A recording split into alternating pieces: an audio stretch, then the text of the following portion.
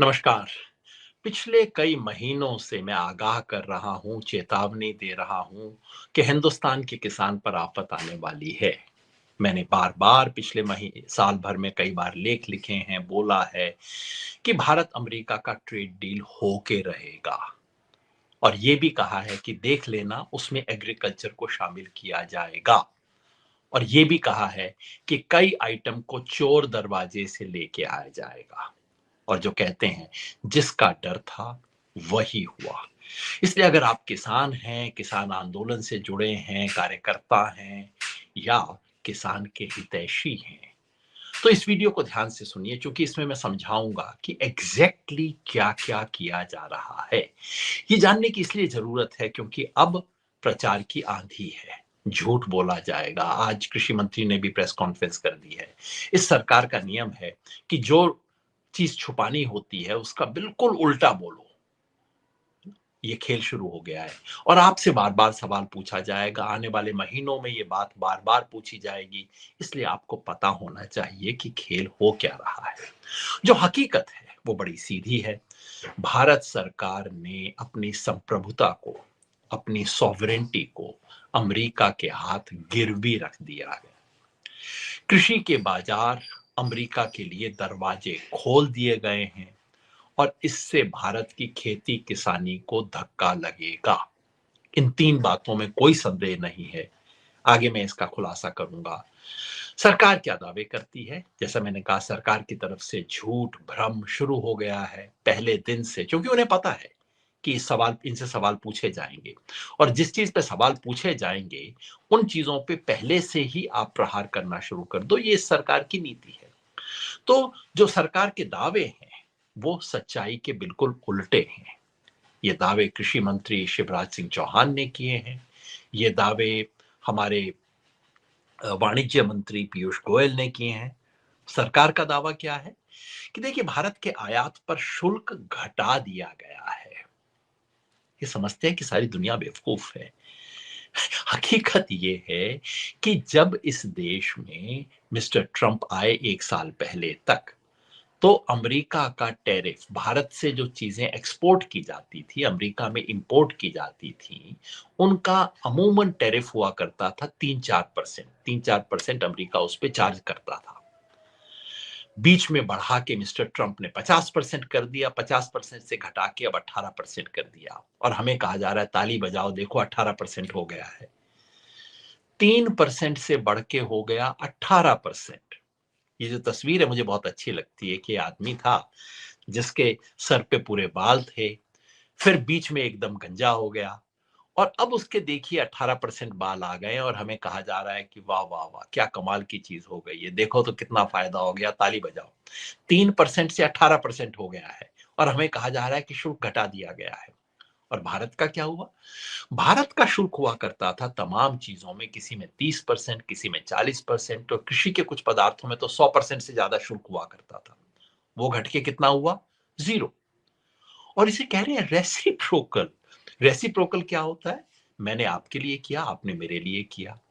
तो साहब, उन्होंने तो 3 से कर दिया 18, आपने कर दिया 30-40 से जीरो, और आप कह रहे हो रेसिप्रोकल। भैया, कौन सी रेसिप्रोसिटी है ये? हकीकत यही है कि खेती किसानी के बारे में दावा किया जा रहा है कि उसे समझौते से बाहर रखा गया है। हकीकत ये है कि खेती किसानी को बाहर नहीं रखा गया है। पहली बार देश ने अपनी नीति को पलट दिया गया है और नीति को पलट के आप इसका दस्तावेज देखिए तो आप समझेंगे कि नीति को पलट के स्पष्ट अब कृषि और खेती को शामिल किया गया है। सरकार कहेगी हाँ शामिल तो किया है, लेकिन ज्यादा आइटम नहीं है। मैं उन एक एक आइटम के बारे में आपको बताने वाला हूं कि क्या हुआ और इससे क्या असर कहां पड़ेगा। लेकिन सबसे पहले हम समझ लें कि ये समझौता है क्या, क्योंकि ज्यादातर लोगों को पता नहीं है। मीडिया में जिस तरह से समझाया जाता है हमें पता ही नहीं लगता। देखिए, मोटी बात ये है, ये सारा खेल है आयात निर्यात नीति का।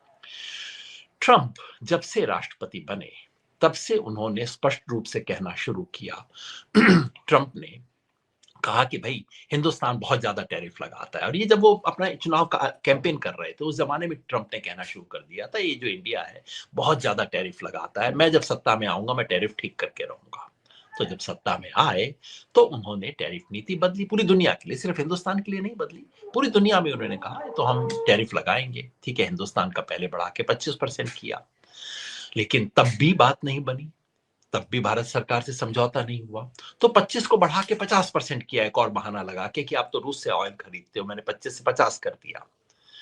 और पिछले कई महीने से खुल के सरकार कह रही है कि भारत सरकार का ये 50% जो हमने लगा दिया है, ये हम तब खत्म करेंगे जब भारत सरकार हमारे पास आए, हमारी शर्तों पे ट्रेड एग्रीमेंट करे।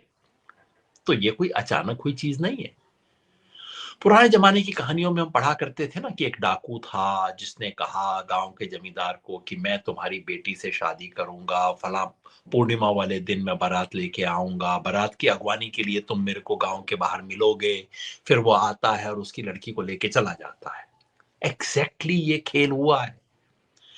ट्रंप पिछले 1 साल से बार बार कह रहे हैं, ऑपरेशन सिंदूर के टाइम उन्होंने कहा कि मैंने भारत और पाकिस्तान का समझौता करवा दिया है और अब मैंने कहा है कि चिंता मत करो, तुम्हारे साथ डील हो जाएगी। फिर जब डील नहीं हुई तो ट्रंप ने एक बार नहीं बार बार कहा है कि इंडिया डील क्यों नहीं कर रहा है, हम करेंगे। वहां का ट्रेड रिप्रेजेंटेटिव कहता है देखो हमारे पास इतनी मक्का पड़ी है और हिंदुस्तान एक बोरा नहीं लेता हमारा, ये कैसे चलेगा? अरे तुम हमारे साथ इस दुनिया में रहोगे और हमारा मक्का नहीं लोगे?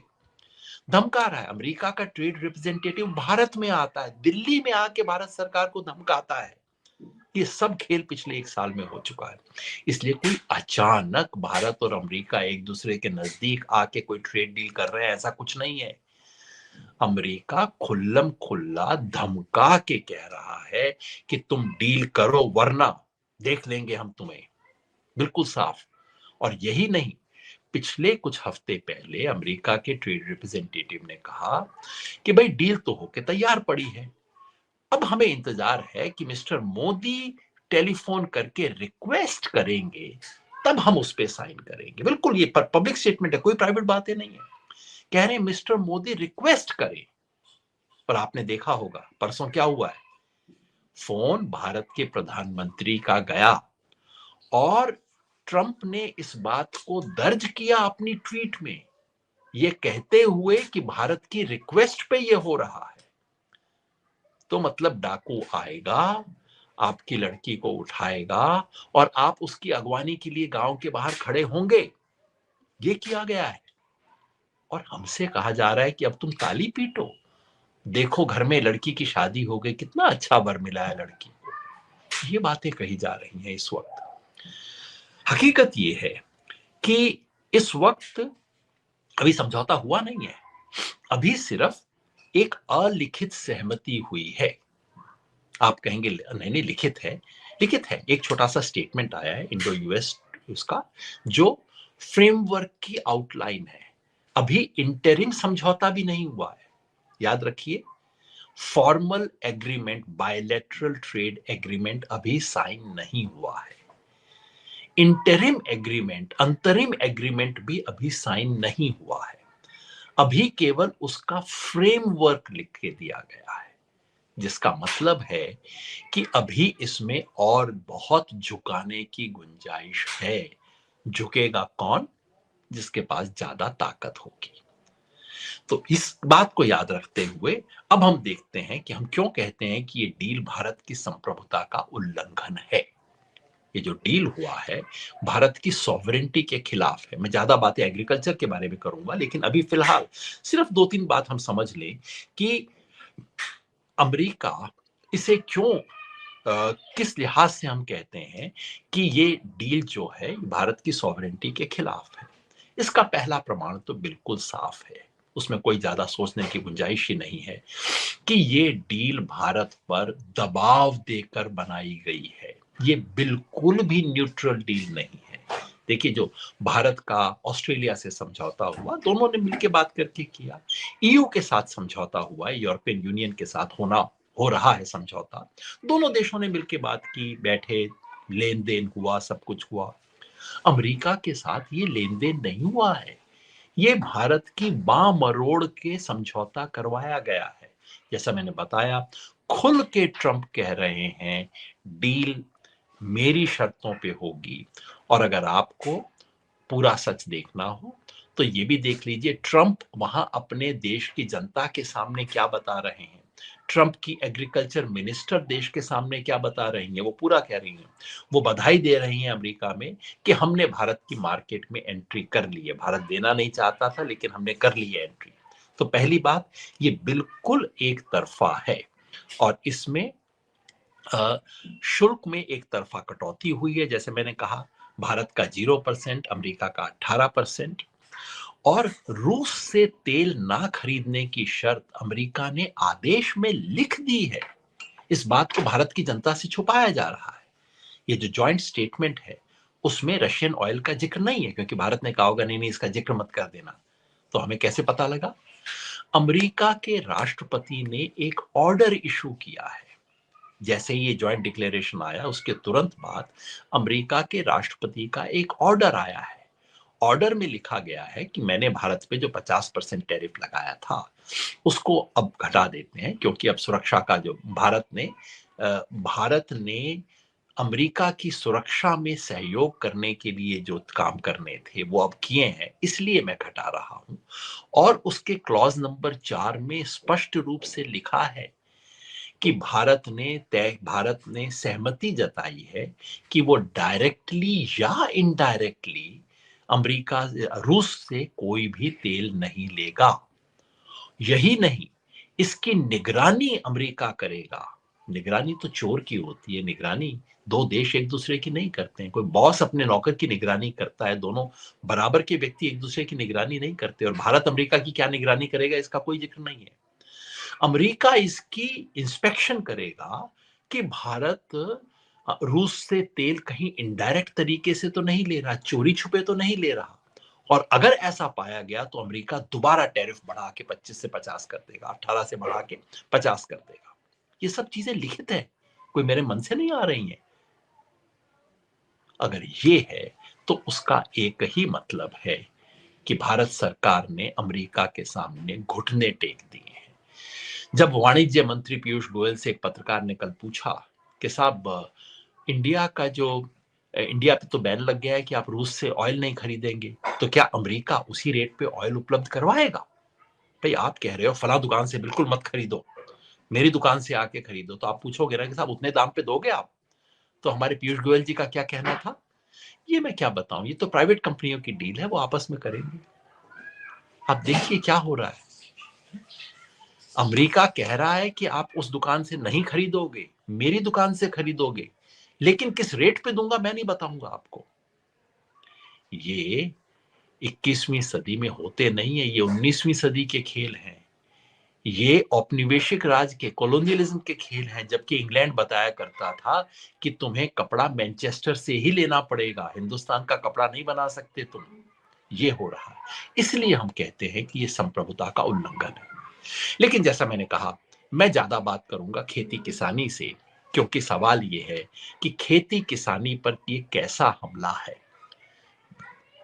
कृषि मंत्री कह रहे हैं, आज उन्होंने प्रेस कॉन्फ्रेंस करके लंबा सा बयान दिया, और बयान ऐसा था कि मुझे लगा चोर की दाढ़ी में तिनका।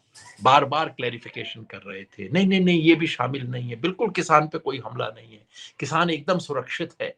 ये बार बार कह रहे थे हमारे कृषि मंत्री। ये क्यों कहते हैं? पहली बात याद रखिए, अमेरिका के मंसूबे पहले दिन से बिल्कुल स्पष्ट थे। अमेरिका के ट्रेड डिपार्टमेंट ने पिछले साल एक रिपोर्ट जारी किया था। उस रिपोर्ट में उसने पूरी दुनिया के देशों के बारे में लिखा था कि किस देश से हमें क्या कंसेशन लेने हैं। अमेरिका ने पूरी दुनिया पे टैरिफ वॉर चला रखी है, और उन्होंने दुनिया के हर देश पे लिख रखा था इस देश से हमें ये चीज चाहिए, उस देश से ये चीज चाहिए। भारत के बारे में क्या लिखा हुआ है? भारत के बारे में उन्होंने लिखा था कि हम जो चीजें आज अमेरिका से एक्सपोर्ट करते हैं, नट्स हैं, ये जो ट्री नट्स हैं, कॉटन है, इन सब चीजों पे टैरिफ बहुत ज्यादा है, टैरिफ कम हो। लेकिन 3 चीजों का उन्होंने विशेष जिक्र किया था, मक्का, सोयाबीन और कॉटन। और उन्होंने कहा था कि ये बेचने के लिए हमारे पास बहुत प्रोड्यूस है, हमारा प्रोड्यूस बिक नहीं रहा है, और हमें भारत की मार्केट इसके लिए चाहिए। यहां भी साफ कर दूं, अमेरिका को भारत में मक्का भुट्टा बेचने में कोई दिलचस्पी नहीं है। कोई हिंदुस्तान के लोग अमेरिका का भुट्टा नहीं खाएंगे। सोयाबीन यहाँ पे दाल की तरह बहुत कम खाया जाता है। ये कोई माँ मसूर की दाल नहीं है जो कि अरहर हो या दूसरे दाल हो, वो नहीं है। इनका प्रयोग किया जाता है। तो अमेरिका ने स्पष्ट कहा था कि भारत में मीट की मार्केट बढ़ रही है, चिकन की मार्केट बढ़ रही है, दूसरे कैटल मार्केट बढ़ रही है, और इसलिए कैटल फीड हमें देने में दिलचस्पी है। कैटल फीड की जो बढ़ती हुई मार्केट है उसमें हम अपना मक्का और सोयाबीन देना चाहते हैं, मक्का खास तौर पे।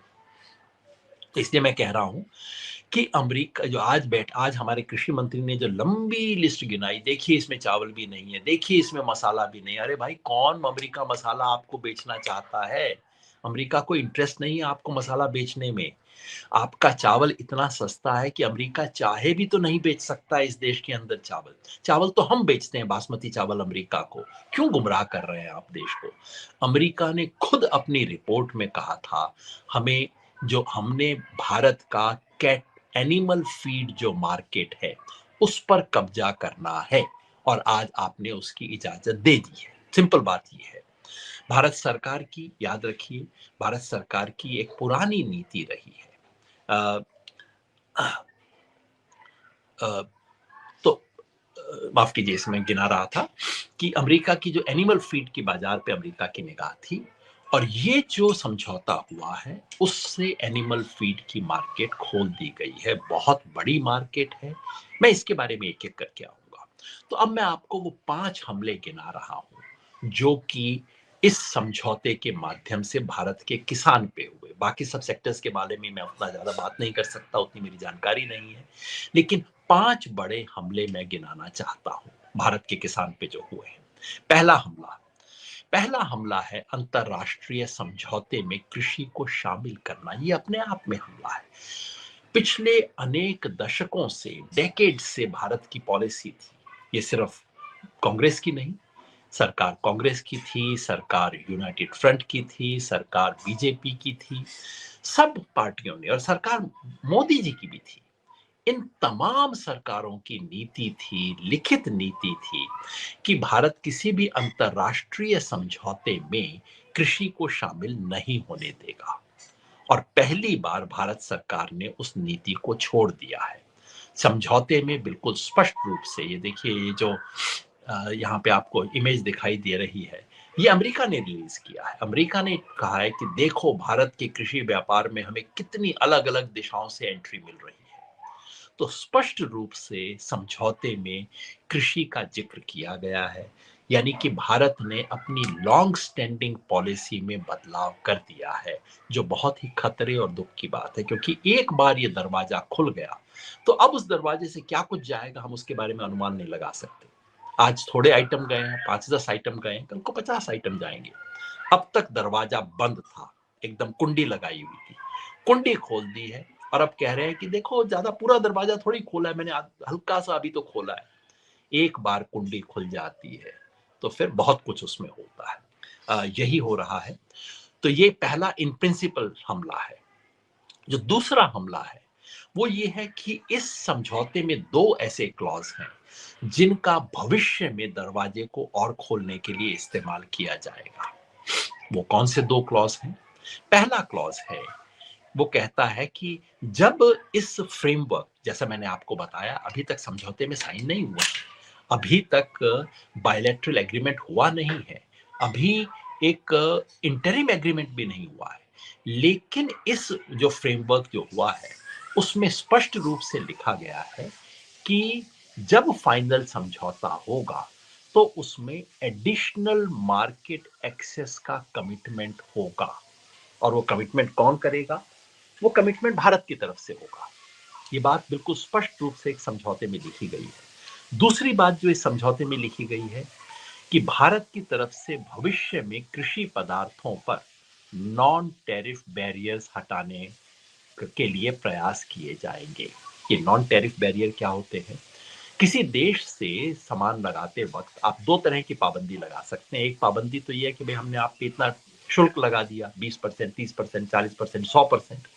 लेकिन एक और हो सकता है, आप कई ऐसी शर्तें लगा सकते हैं जिन शर्तों का टैरिफ से मतलब नहीं है, और भारत की तरफ से दो ऐसी शर्तें रही हैं। पहली शर्त भारत की ये रही है कि हम किसी भी जेनेटिकली मॉडिफाइड प्रोडक्ट को भारत में नहीं आने देंगे। और अमेरिका की ये शिकायत थी कि हमारा अमेरिका का सारा जो मक्का है और अमेरिका का सोयाबीन ये जेनेटिकली मॉडिफाइड है। भारत कहता था ये तो हमारे अलाउ ही नहीं कर सकते अपने देश के अंदर। और दूसरा था कि हमारे देश में नॉन वेजिटेरियन दूध पे पाबंदी थी। अब नॉन वेजिटेरियन दूध क्या हो सकता है? नॉन वेजिटेरियन दूध या मिल्क प्रोडक्ट का मतलब ये है कि अगर गाय को या भैंस को आपने खुद मीट खिलाया है, बोन खिलाई है, ऐसे तमाम अमेरिका के अंदर करते हैं, उसका दूध बढ़ाने के लिए गाय भैंस को नॉन वेजिटेरियन चीजें खिलाते हैं। तो भारत में उसकी पाबंदी थी कि हमारे धार्मिक लोगों की आस्था को देखते हुए, हमारे संस्कार को देखते हुए ऐसी चीज को हम अलाउ नहीं करेंगे। ये दो पाबंदियां थी। भारत सरकार ने इस समझौते में लिख के कहा है, मैं शब्दावली पढ़ देता हूं, नॉन टैरिफ बैरियर जो है वो इन एग्रीकल्चर पे जो नॉन टैरिफ बैरियर है उसके बारे में इंडिया रिकंसिडर करेगा। जिसका मतलब है कि नॉन वेजिटेरियन मिल्क और जीएम फूड के लिए रास्ता खोला जाएगा। अभी नहीं खोला गया है, खोला जाएगा, ये लिखित कमिटमेंट है।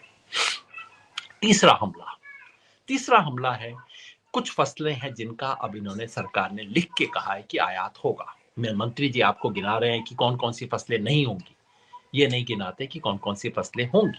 बिल्कुल लिख के कहा गया है समझौते में कि ये होगा। पहला है जिसको कहा जाता है ट्री नट। ये ट्री नट क्या है? ये वो अखरोट है, बादाम है, पिस्ता है, इस तरह के नट्स जो कि पेड़ के ऊपर लगते हैं। इनका आयात पहले भी होता था, लेकिन इस पे भारत ने शुल्क लगा रखा था क्योंकि हमारे यहाँ हिमाचल में, कश्मीर में इनका प्रोडक्शन होता है। अब इनका आयात लगभग जीरो इंपोर्ट ड्यूटी पे होगा, और जैसे ही वो होगा हमारे कश्मीर और हिमाचल के उत्पादकों पे इसका भारी असर पड़ेगा। दूसरा आइटम है फल। फ्रेश फ्रूट्स को ओपन कर दिया गया है। फ्रेश फ्रूट अमेरिका से क्या आएंगे? केले नहीं आएंगे अमेरिका से। अमेरिका से आएगा सेब, अमेरिका से आएगी नाशपाती, अमेरिका से आएगी बेरीज। क्या ये भारत में होती हैं? बिल्कुल बड़े पैमाने पे होती हैं। और हिमाचल में सेब की इंडस्ट्री बहुत तेजी से बढ़ रही थी पिछले कुछ वर्षों में, उसको बहुत बड़ा झटका लगेगा। कश्मीर पर तो झटका होगा ही होगा। और बेरीज, ब्लूबेरी और ये तमाम तरह की बेरीज जो हैं, उनका प्रोडक्शन भारत में शुरू हो रहा था और ये बहुत हाई वैल्यू क्रॉप्स हैं, इनको झटका लगेगा।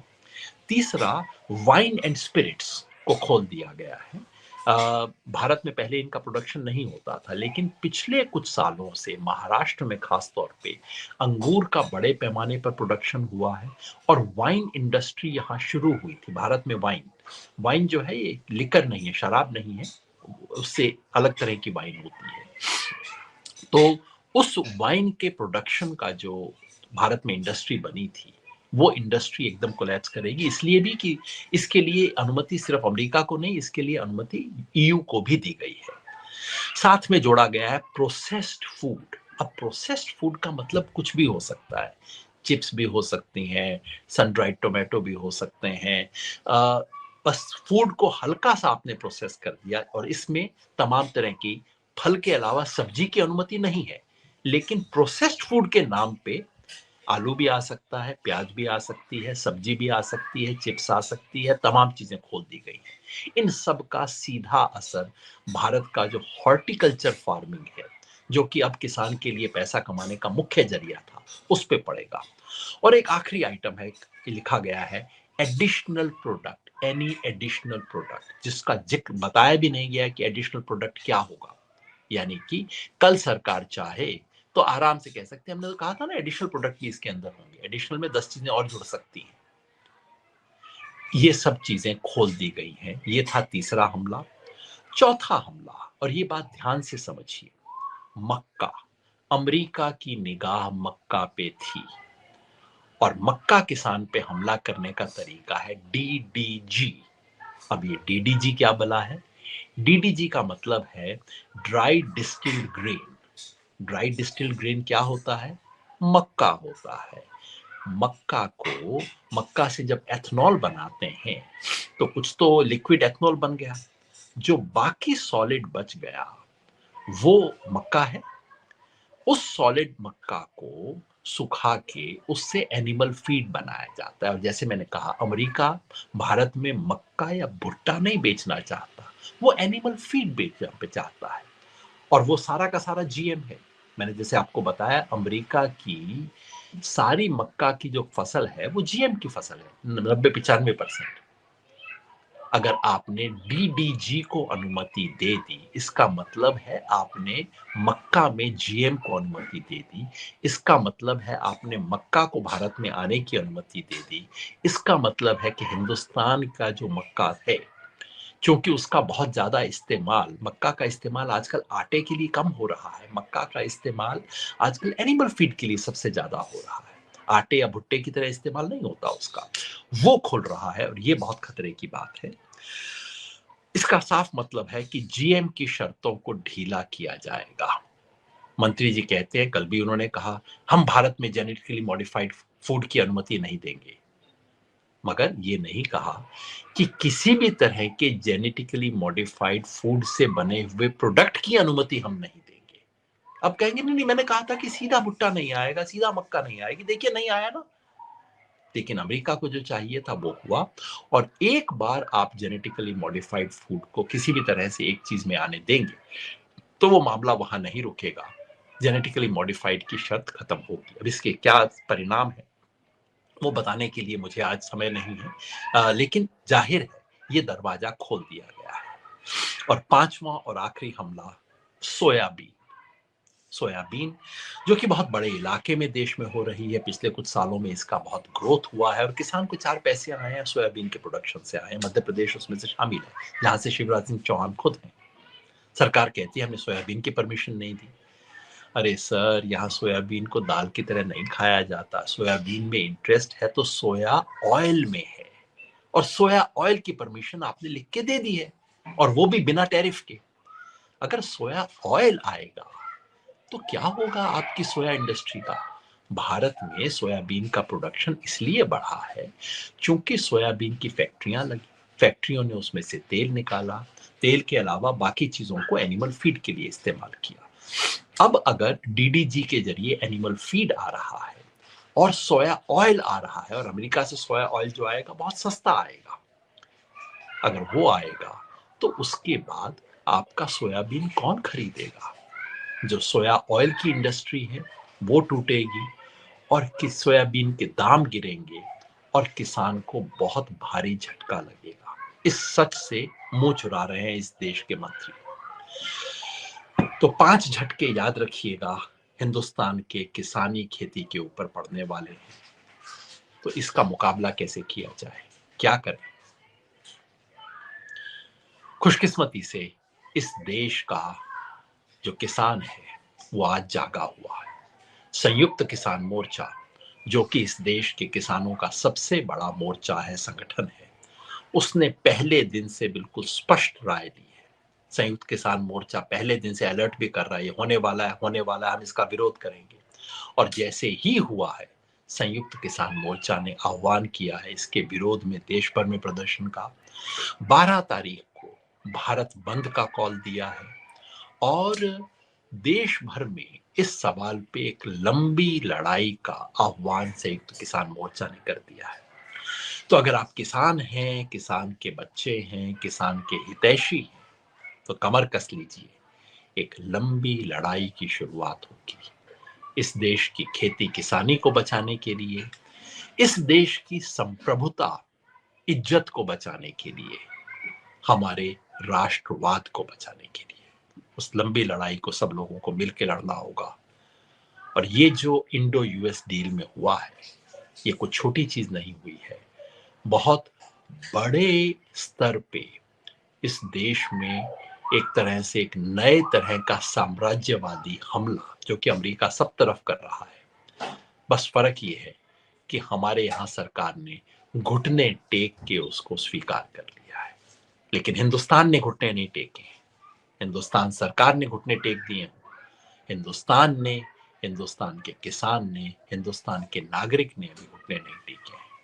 संघर्ष होगा और मुझे विश्वास है हम जीतेंगे। बहुत बहुत धन्यवाद।